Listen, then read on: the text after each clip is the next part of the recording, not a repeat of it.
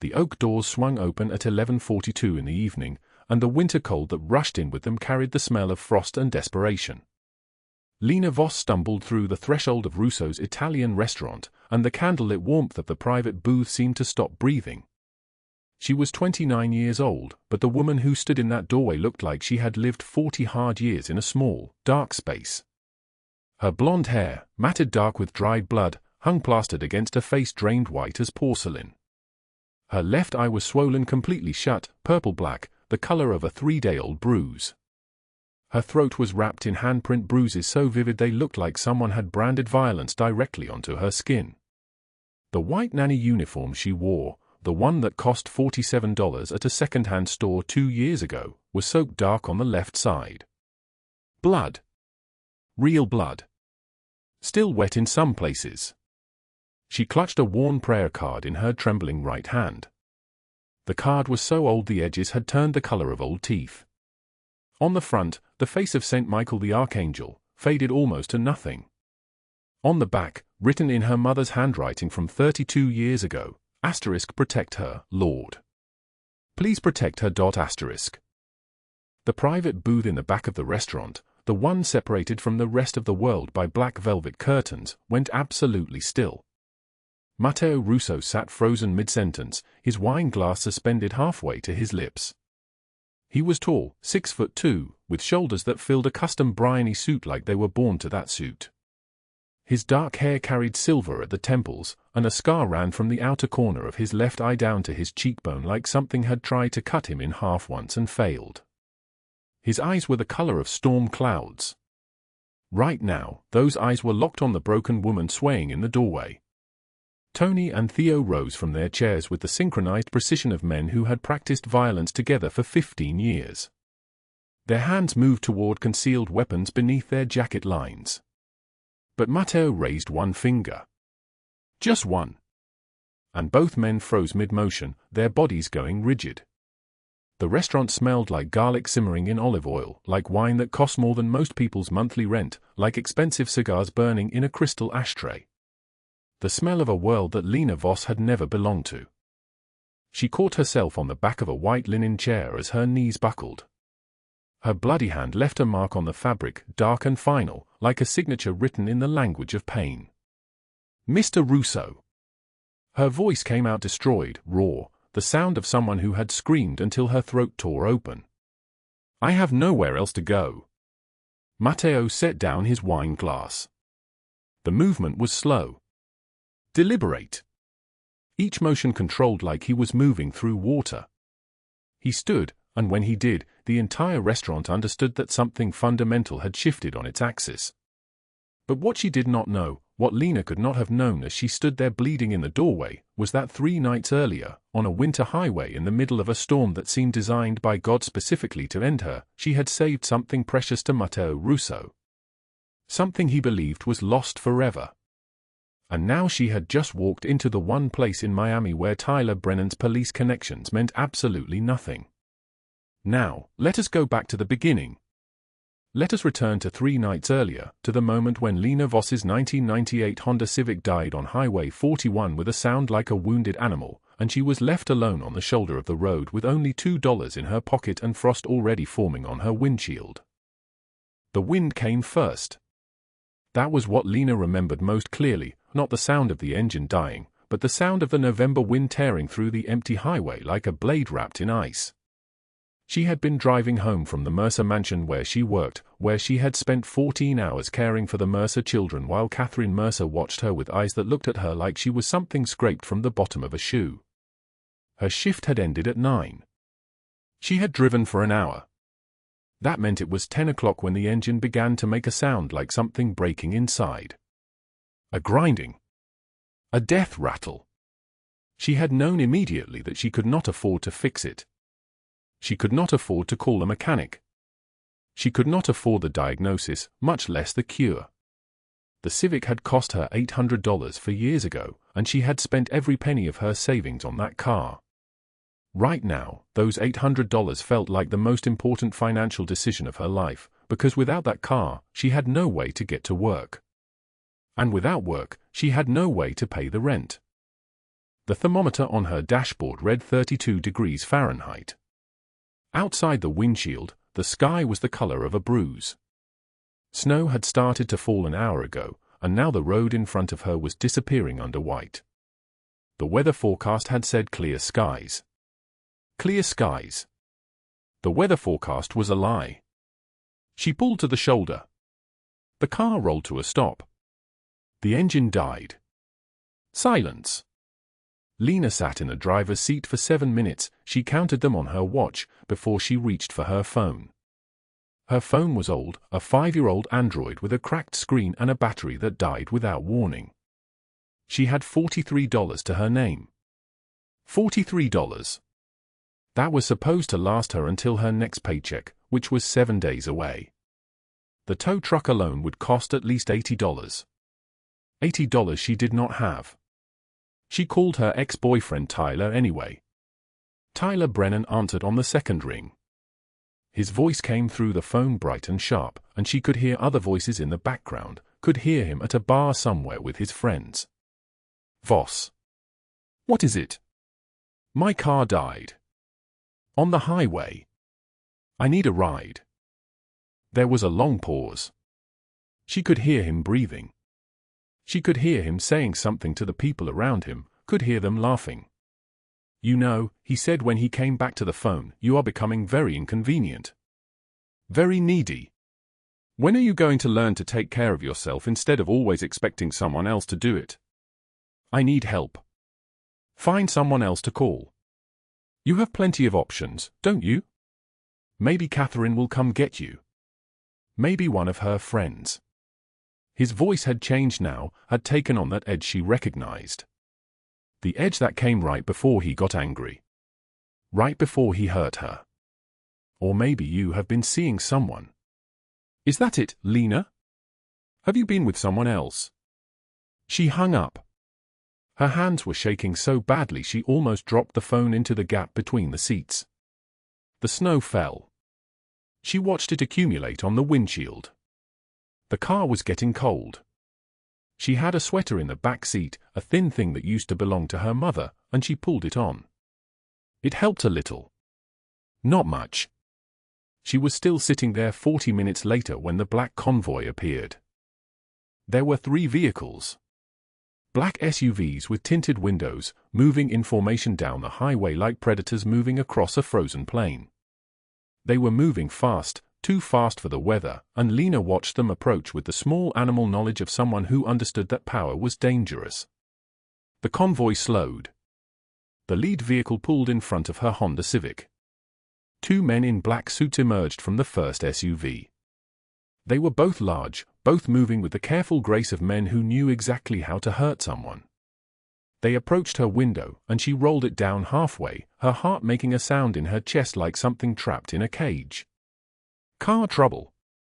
The first man's voice was rough, scarred somehow, like he had been yelling so hard for so long that his voice had never fully healed. Yes. She whispered the word. It died. The engine died. I don't know how to fix it. The second man was already looking at her passenger seat, at the small bag with her change of clothes, at the empty water bottles. His eyes came back to her face, and she saw something register there. Something about how young she looked. Something about how afraid. We can call you a tow truck, the second man said. But first, where are you trying to go? The Mercer House. On Oleander Drive. I live there. I work there. She stopped. She was talking too much. Desperate people talk too much. I can pay you. I can pay for the ride. She reached into her pocket. Her fingers found the $2 in cash and the credit card that was maxed out at $4,217, a number she knew so precisely it had become a part of her consciousness, like her name, like the color of her eyes. The first man was already calling the third SUV. A moment later, the rear door of that vehicle opened, and a man emerged. He was tall, taller than the other 2, moving like he owned the highway itself. The scar on his face caught the light from the headlights of the convoy, and even in the darkness, she could see it clearly. from the corner of his eye down to his cheekbone. Like someone had tried to cut him in half once and failed. Matteo Russo looked at the broken woman in the Honda Civic and something in his chest shifted. He had not thought about that night in 6 years. The night his daughter was born.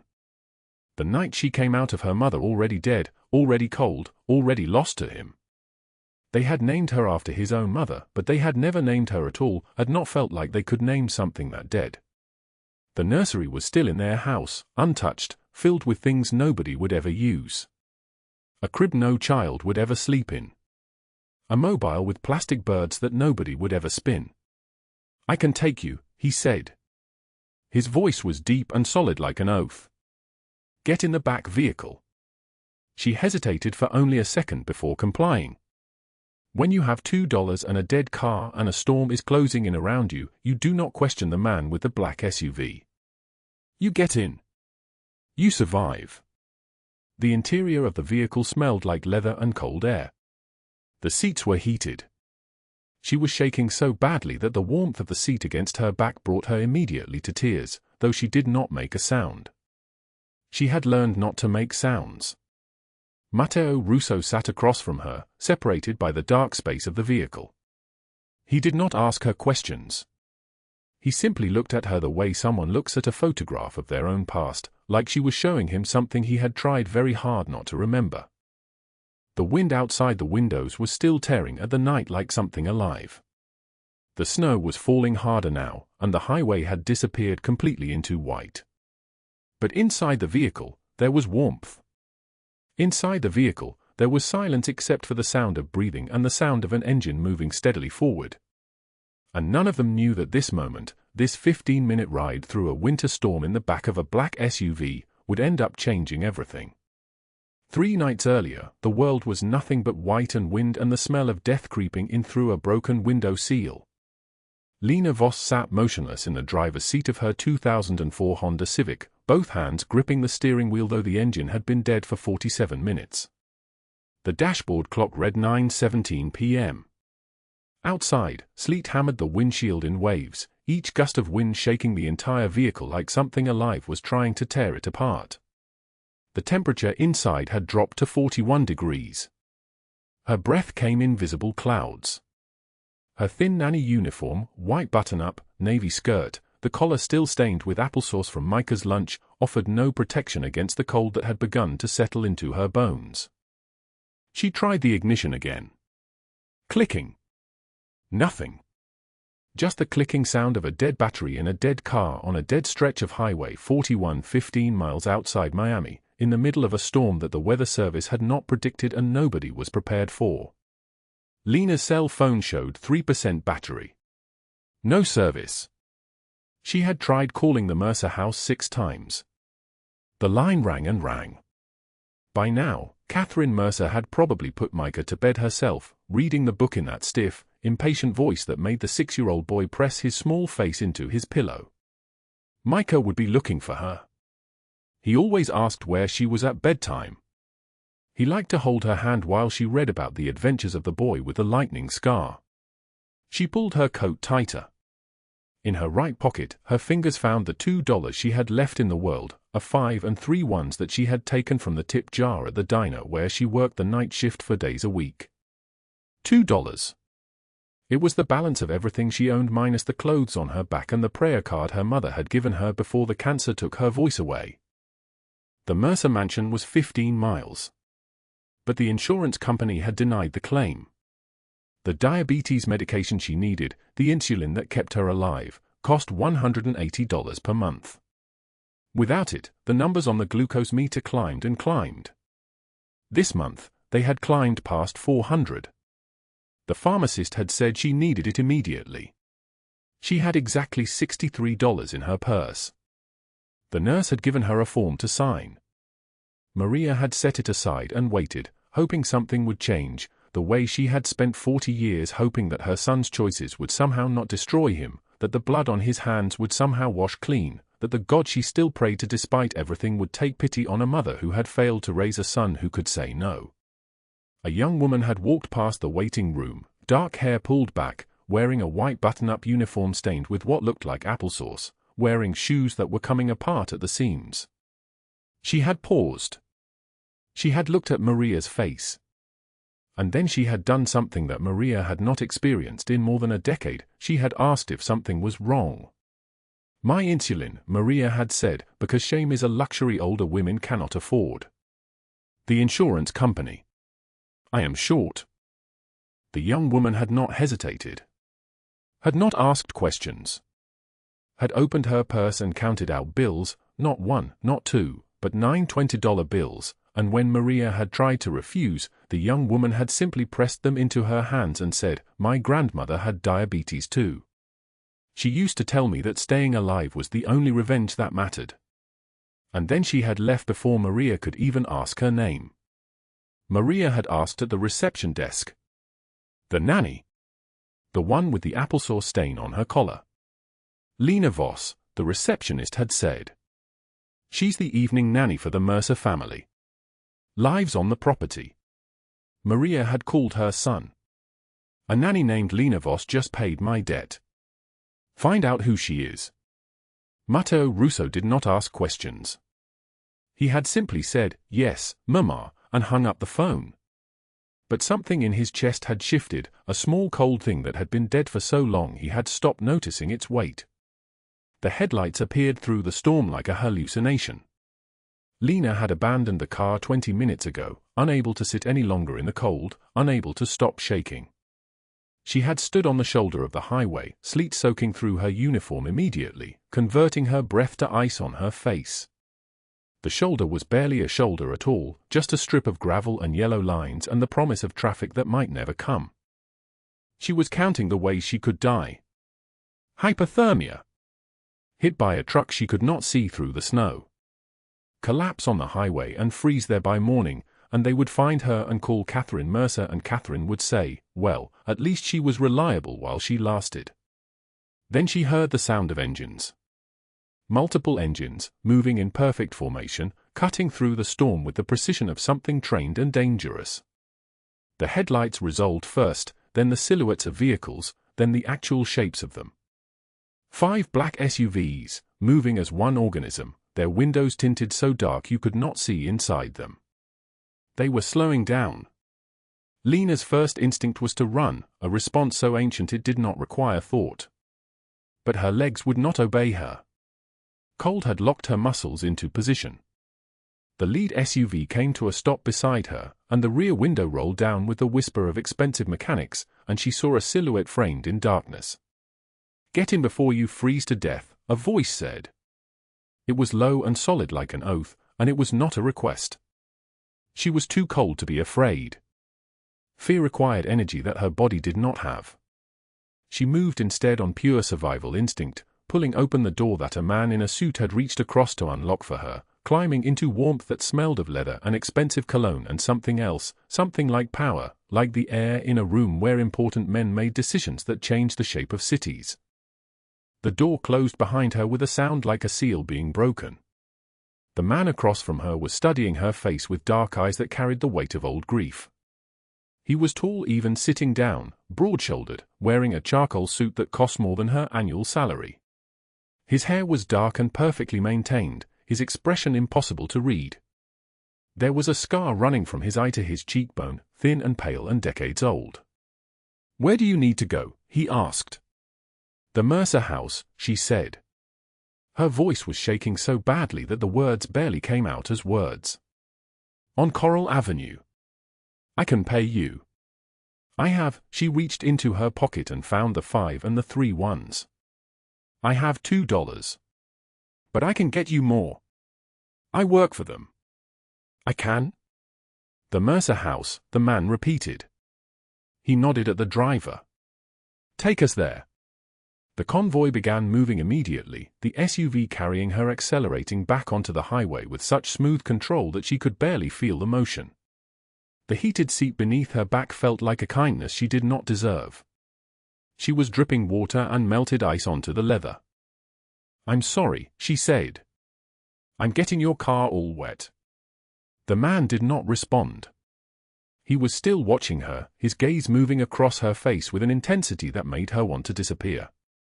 Finally, he said, "Why were you on the highway in a storm with no coat?" "My car broke down," Lena said. "About an hour ago." "The battery."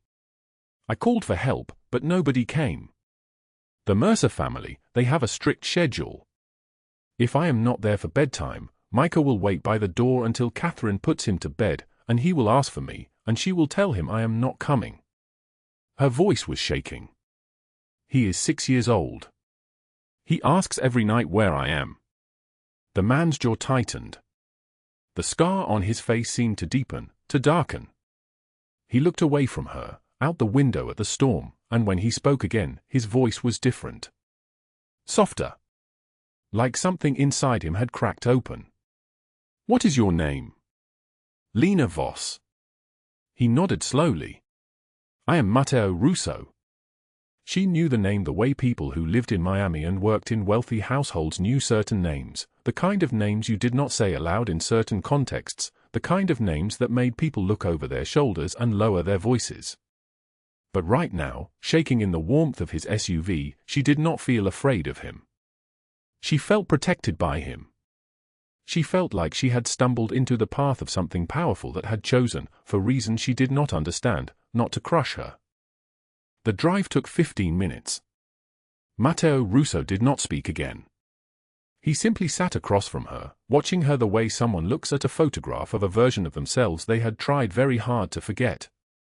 The wind outside the windows still tore at the night. The snow still fell in waves that seemed to have no ending. But inside the vehicle, there was warmth, and there was silence except for the sound of the engine and the sound of breathing. When the convoy pulled up to the gates of the Mercer house, Lena could see lights on in the main floor. She could see the outline of the house against the dark sky. "Thank you," she said. "I don't know how to thank you." "I can, the $2. Matteo Russo reached into his jacket and withdrew a business card. It was white, expensive, with only a single phone number printed on it in silver lettering. "If you are ever in trouble," he said, "you call this number. You do not ask questions. You do not doubt. You call." She took the card with shaking hands. "I don't understand." "You do not need to understand," he said. "You just need to remember." She climbed out of the SUV and into the cold night, still soaking, still shaking. She ran toward the house without looking back, the business card clutched in her fist. The convoy was already turning around, the dark SUVs moving back toward the highway, back into the storm, carrying a man who had just learned something that would change the course of his life and did not yet know it. Inside the house, 6-year-old Micah Mercer heard the door open and came running down the stairs, his face collapsing with relief. "You came back," he said, gripping her wet legs. "I knew you would come back. Catherine said you were not coming, but I knew." Lena knelt down and pulled him into her arms, and she did not tell him that she had almost frozen to death. She did not tell him that she had only $2 in the world. She did not tell him anything except, "I will always come back." But what neither of them knew was that the phone call Maria Russo had made to her son had already set something in motion. And that the business card in Lena's soaking pocket was more than just a phone number. It was a lifeline. It was the moment when the invisible became visible to a man who had the power to destroy empires. The glass of red wine shattered against the marble floor of Russo's Italian restaurant at 11:42 p.m., and in that single moment of breaking crystal, Matteo Russo understood that his carefully controlled world was about to fracture in ways he could not prevent. Blood dripped from her uniform onto the checkered floor. One eye swollen shut. Handprints bruised dark purple across her throat like a curse that would not fade. She collapsed through the restaurant doors into the arms of a man who had driven her once through a winter storm and changed everything without knowing it. Matteo caught her before she hit the ground, felt how cold her skin was, how much she was shaking. Lena Voss, the nanny from the highway, the woman his mother had called an angel, was dying in his restaurant in front of 40 witnesses and 2 underbosses who had never seen their boss move this fast, this desperate, this terrified. "Get a doctor," Tony said, reaching for his phone. "Not yet," Matteo commanded, his voice dropping to something sharp and final. "I need to know who did this to her." He carried her to the private booth at the back, the one where he conducted business that killed men, and he laid her on the leather seat like she was made of glass. His jacket came off and draped across her trembling body. Around them, the restaurant had gone absolutely still. Silverware stopped clinking. Conversations died mid-word. Everyone could feel it. The temperature of the room had changed because Matteo Russo's eyes had changed, and those eyes were now filled with something his men had never witnessed before, fury and something that looked terrifyingly like grief. Lena's lips moved. Blood leaked from the corner of her mouth. Her voice came out shattered, barely a whisper. "Tyler," she breathed. "Tyler Brennan found me." Matteo knelt beside her, his massive frame folding with care. "Do not speak. Save your strength." "No." Her hand gripped his sleeve with surprising strength. "You need to know. Catherine." Catherine Mercer told him everything. "Where I work. When I leave. The route I take home." The name Catherine Mercer hung in the air like a gunshot. Theo stepped forward. "The wife of the man you've been watching? The one obsessed with the nanny?" Matteo did not look away from Lena's face. "What happened?" Lena's story came out in fragments, each word a battle against shock and pain. Tyler had been waiting in the alley behind the Mercer property at exactly 11 p.m. He'd grabbed her from behind, slammed her against the brick wall so hard her vision blurred. His hands around her throat, squeezing, his voice in her ear telling her she belonged to him, that she'd always belonged to him, that if he couldn't have her nobody would. "He had a knife," she whispered. "When I fought back, he cut me. Right here." She tried to gesture but winced. "My side." He said Catherine paid him. Said she'd give him $22,000 in 10 days if he made me disappear. The booth became a tomb of silence. Matteo reached into his jacket, not for a weapon but for something else. He withdrew a small envelope from her coat pocket, the one sticking out from her nanny uniform. His hands were trembling. He opened it and read the single page inside, written in her careful handwriting. "I cannot let you destroy your life for me," the letter began. "I am nobody. Just a woman who lost everything. If something happens to me tonight, please know that your kindness meant more than you will ever understand. Take care of Micah. He needs someone good. You are good." Matteo folded the letter carefully and tucked it back into his jacket. His jaw tightened. When he spoke, his voice was like a blade wrapped in ice. "You are not nobody, Lena. You paid my mother's debt when you had nothing but $2 to your name. You gave your last money to a stranger. That makes you somebody. And nobody touches what's mine." He stood. "Tony, call Dr. Marino. Tell him it is urgent and it is me. He will come to the back entrance in 10 minutes. You stay with Lena. Do not let her move." Tony nodded, already dialing. Theo stepped forward. "Boss, we have him." One of our men spotted Tyler Brennan at Silverstone Bar on Collins Avenue. He is bragging to 3 Miami police officers about what he did to his ex-girlfriend. Says she deserved it. Says she was. Theo stopped, seeing something flicker across Matteo's face. "He is protected." "Protected," Matteo repeated, and he smiled, a smile that had made grown men weep with terror. "Theo, I am the protection. I am also the consequence." He moved toward the kitchen, toward the back exit, his movements controlled and precise. Every lieutenant in the restaurant understood what was about to happen. What had taken Matteo Russo 7 years to learn, that grief could be transformed into purpose, that emptiness could be filled with someone else's light, would now be defended with the full machinery of his empire. Lena tried to sit up. "You'll get in trouble. He has police. Real police, not bought ones. They will." "Lena." He turned back just once, and his dark eyes held something ancient and unbreakable. "I have been in trouble since I was born. This is what I do. This is who I am. And tonight, Tyler Brennan learns what it costs to hurt someone under my protection. The restaurant doors closed behind him with a soft, final click. What Lena did not know was happening 40 minutes away. Catherine Mercer sat in her Coral Gables mansion security office, watching the footage from the alley on 3 monitors, smiling as Tyler's fists connected with Lena's ribs, as his hands closed around her throat, as blood bloomed across the white uniform like a flower finally opening. Catherine had orchestrated this perfectly. Tyler was documenting his crime. 3 corrupt police officers were witnessing it and would help him disappear, and by tomorrow morning, Lena Voss would be dead or gone forever. The security feed flickered. Then it went dark. Catherine's smile froze. On monitor 2, the view shifted from the alley to the street outside. Black SUVs were pulling up. Not police vehicles. Black SUVs with tinted windows, arriving with the quiet precision of a funeral procession. Catherine's hands began to shake. In the basement of her mansion, her husband Richard sat in his study, writing in his journal about the nanny with the sad eyes who had somehow become the woman who consumed his thoughts. He did not know his wife had sold his obsession to a street criminal. He did not know that the woman he watched through hidden cameras had already sought shelter with the one man in Miami who could move mountains and leave no trace. The buzzer on Catherine's security system chimed, motion detected at the front gate. Not the police. Not emergency services.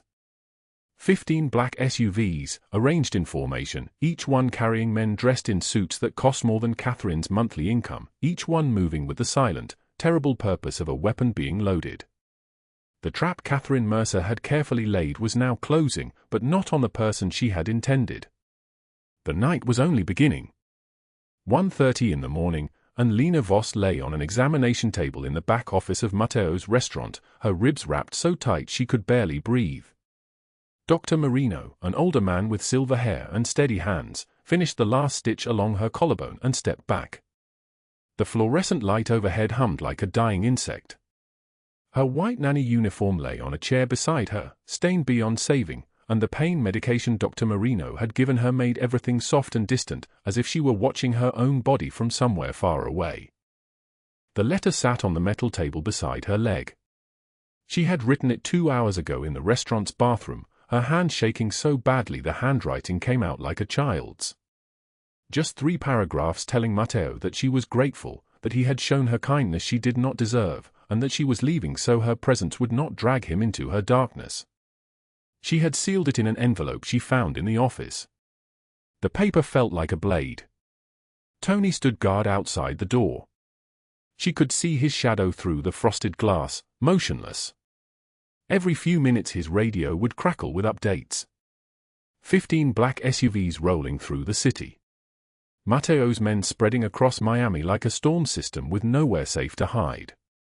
Lena stared at the prayer card on the examination table.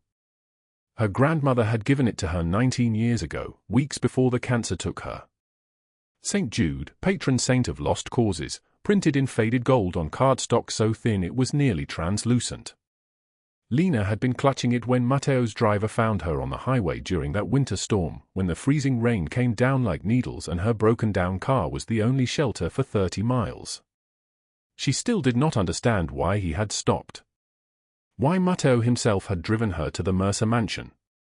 Why he had looked at her in the passenger seat with eyes that carried the weight of something ancient and unbearable.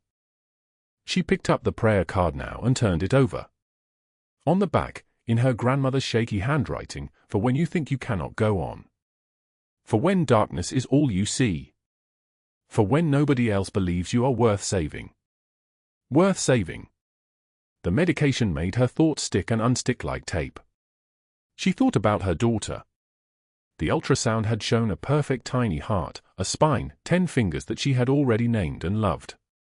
Then the doctor came in with that certain kind of silence, and 3 hours later there was nothing, just the echo of a life that had never gotten to start. The hospital had let her hold the body for 40 minutes. She had never forgotten the weight of her daughter in her arms. Impossibly light. She had named her Hope anyway. Then Tyler came into her life like a beautiful disease, and the first time he hit her, he cried and begged forgiveness and promised it would never happen again. It had happened 217 times after that. She had counted them on a calendar hidden under her closet floorboards.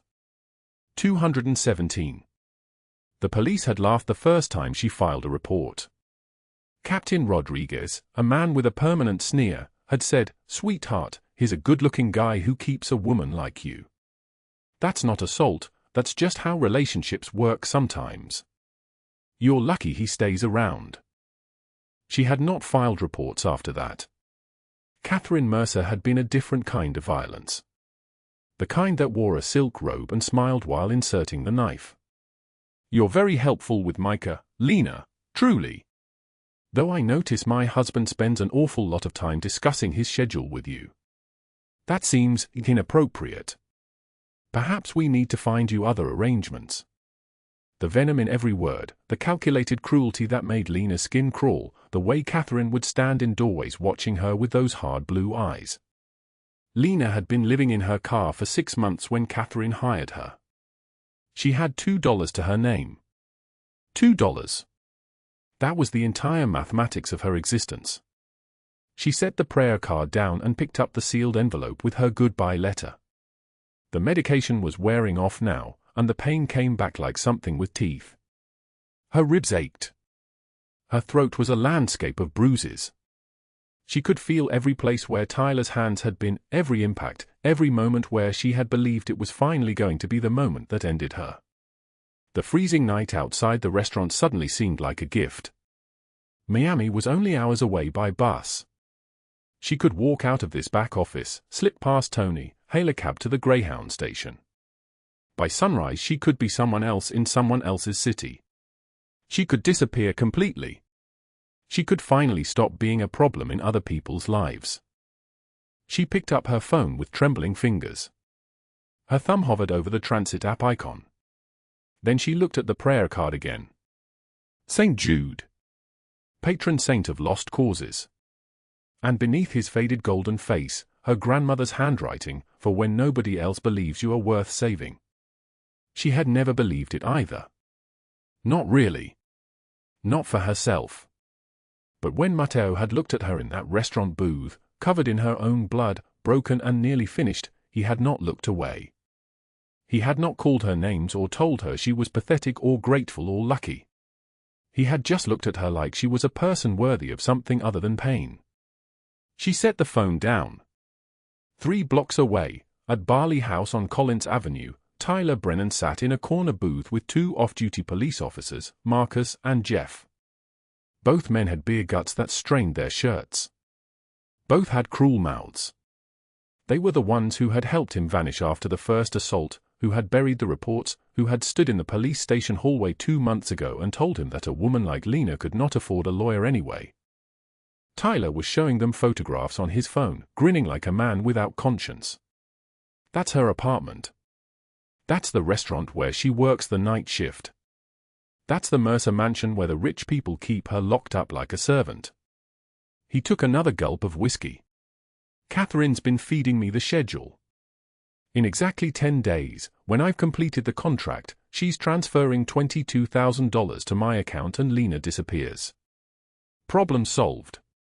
Marcus, the balding one, slapped the table hard enough to rattle glasses. You did a real number on her tonight. She presses charges, we bury it like always. You're golden, my man. She won't press anything, Tyler said. His tongue was thick with alcohol. She's probably bleeding out in that alley right now. Or dead. Either way, she's gone. The bar door opened. The music did not stop because nobody had reached the controls yet, but the air changed. The temperature seemed to drop. Every conversation that had been flowing now froze mid-sentence as though someone had paused time itself. 12 men in suits moved through the bar like shadows, spreading out with military precision. They did not rush. They did not look angry. They simply moved into position while every other human in the room understood, without being told, that they were now trapped. Matteo Russo walked to Tyler's corner booth. He was wearing a charcoal suit that cost more than Tyler's car. His dark hair was slicked back. The scar that ran from his left eye to his cheekbone seemed to pulse in the neon light. His voice, when he spoke, was deep and solid like an oath. Tyler Brennan. You put your hands on Lena Voss tonight. You cut her. You tried to kill her. Tyler's drunken brain took a moment to process.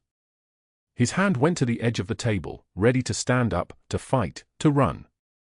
Who the hell are you, pal? Bars closed. Private. The man who owns this city. Including the police chief you think protects you. Marcus and Jeff reached for their weapons but found themselves staring down the barrels of 3 guns held by men who had been shooting since these cops were in diapers. The color drained from their faces. They raised their hands very slowly. Matteo nodded to Theo, who placed a tablet on the table. Tyler's face appeared on the screen. From 6 different angles. The security cameras that Catherine Mercer had been watching, thinking she was documenting his loyalty. Instead, they had been documenting everything. Tyler choking Lena in the alley. His fists connecting with her ribs. The knife flashing. The blood blooming across her white uniform. Catherine had recorded it all because she wanted proof of completion. What she had not understood was that the restaurant's own security system was better than the external one. What she had not understood was that Matteo's men had been following Tyler for hours. Smile, Matteo said quietly. You're about to be famous. Tyler lunged. His chair flew backward. In the same instant, Theo stepped sideways and punched him once, without wind-up, without effort. Tyler collapsed to the floor like a puppet with its strings cut. He lay there trembling, sobbing, his face already swelling purple and black. Please, Tyler gasped. I didn't mean to, please. Catherine Mercer paid me, she set it up, she wanted the nanny gone. I know, Matteo said. He did not sound angry. He sounded like a man describing the weather. We're going to visit her next.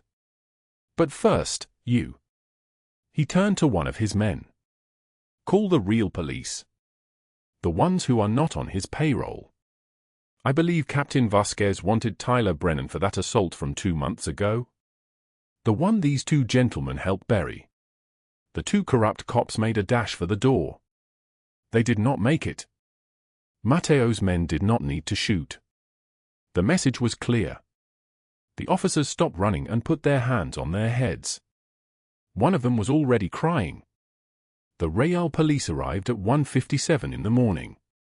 Clean officers, detectives who had been waiting for this, who had been building a case against Tyler Brennan for months. They put him in handcuffs while the tablet footage uploaded automatically to Miami PD's internal servers. The video had a CC list, the Miami Herald, the Sun Sentinel, every news outlet that Matteo's people had been preparing for this moment. By 2:30, it was on 3 news sites. Tyler's face, twisted with rage.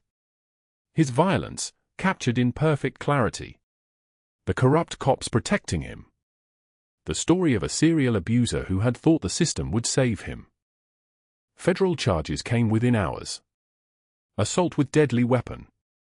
Attempted murder. Conspiracy. The minimum sentence was 40 years.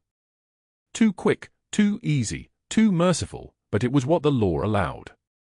At 3:15 in the morning, Matteo's black SUVs rolled up the driveway of the Mercer mansion in Coral Gables. Catherine Mercer sat in her security room, phone in her shaking hands, watching news alerts flood her screen. Tyler's arrest. The footage. Her name being mentioned in connection with assault, conspiracy, attempted murder. She was deleting text messages frantically, her hands moving so fast she made mistakes, then tried to undo them. Her husband Richard stood at the window of their bedroom in his silk bathrobe, watching the black vehicles arrange themselves in formation on their lawn.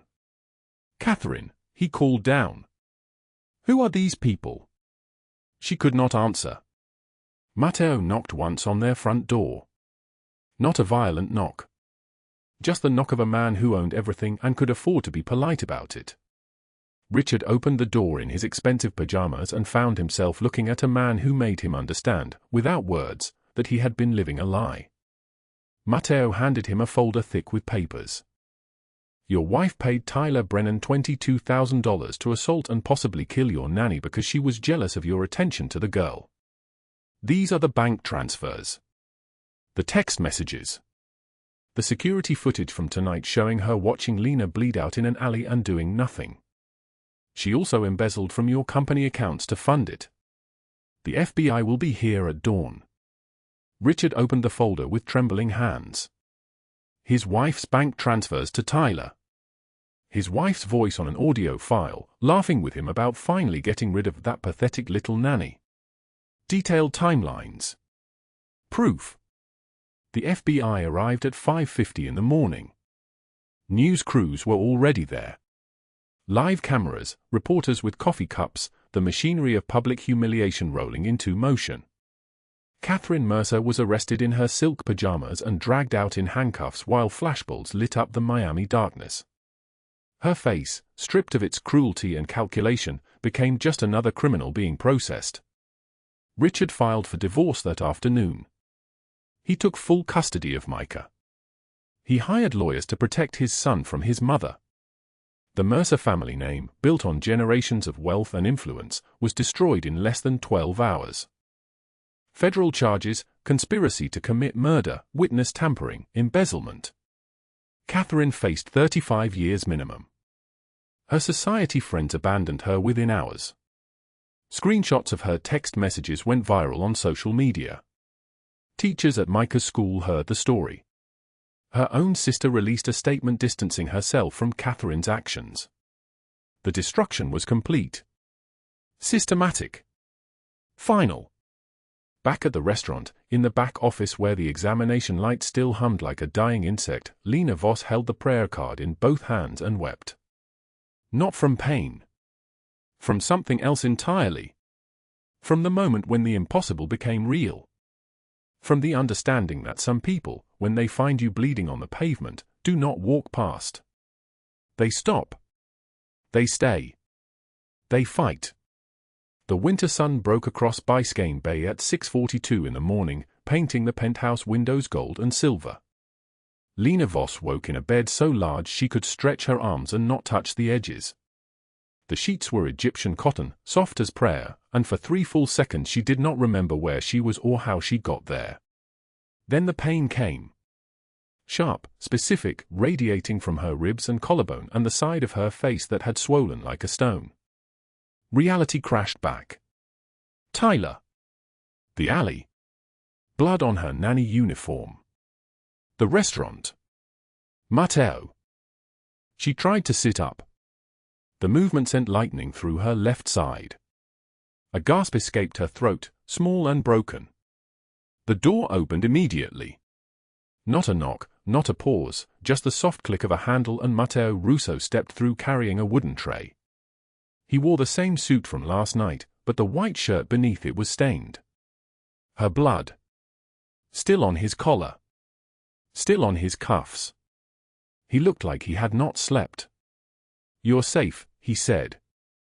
His voice carried the weight of a man who had spent the entire night ensuring that statement was true. Tyler Brennan is in federal custody. So is Catherine Mercer. Neither will hurt you again. Lena stared at him. This was not real. This was a dream built from desperation, the kind of dream that dissolves the moment you touch it. But the pain was real. The morning light was real. The tray he set on the nightstand held scrambled eggs and toast and fresh strawberries and coffee in a white cup with steam still rising from it. "How did you?" she began, but her voice broke like old glass. She tried again. "How is that possible?" "The police said they couldn't." "The police answer to different people than I do," Matteo said simply. He sat on the edge of the bed, careful not to brush against her injuries. "Catherine Mercer hired Tyler to get rid of you so he would stop obsessing about you. They documented everything. Bank transfers. Text messages. Security footage of her watching you bleed and walking away. They also discovered she embezzled $340,000 from her husband's company accounts to fund the operation. $340,000. The number meant nothing to Lena. It was abstraction. It was the difference between her world and the world of people who could burn that kind of money and still exist. "She's being arrested as we speak," Matteo continued. "Federal charges. Conspiracy to commit murder.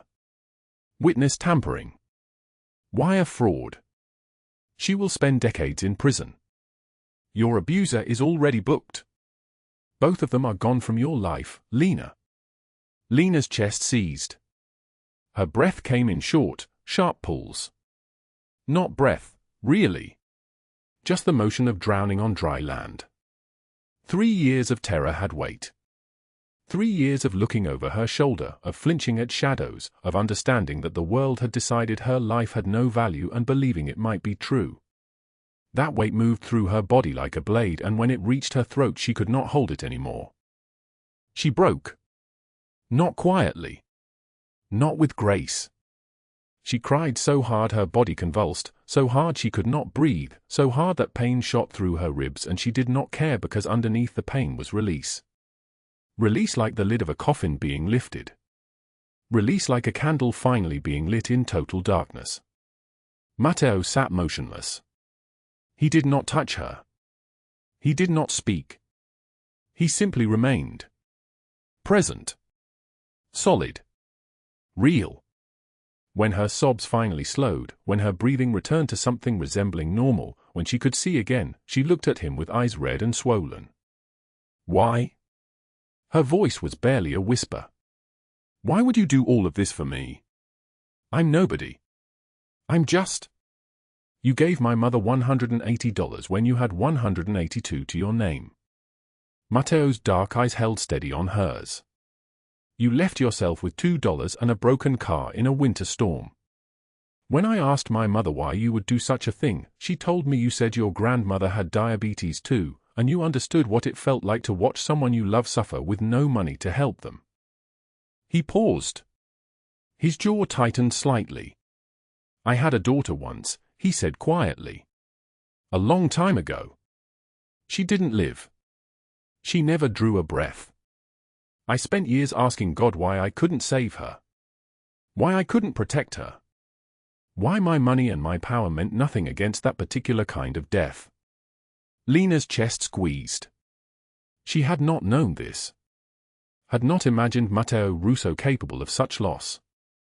When my mother told me about you, he continued, about a woman who gives everything to children who aren't hers, who saves strangers with her last dollar, who speaks to abandoned children like they matter, I thought maybe I was being given a chance to save someone when it mattered. To be the person I couldn't be for my daughter. Lena's hand moved to the nightstand without conscious thought. The goodbye letter was there, sealed, but the envelope had been opened. She stared at it. I read it, Matteo said. At 4 in the morning while you slept. She lifted it with trembling fingers. Her own handwriting stared back at her. She did not need to read it again. She remembered every word. She had written that meeting him felt like being seen for the first time in years. That his kindness in the storm reminded her that good men existed.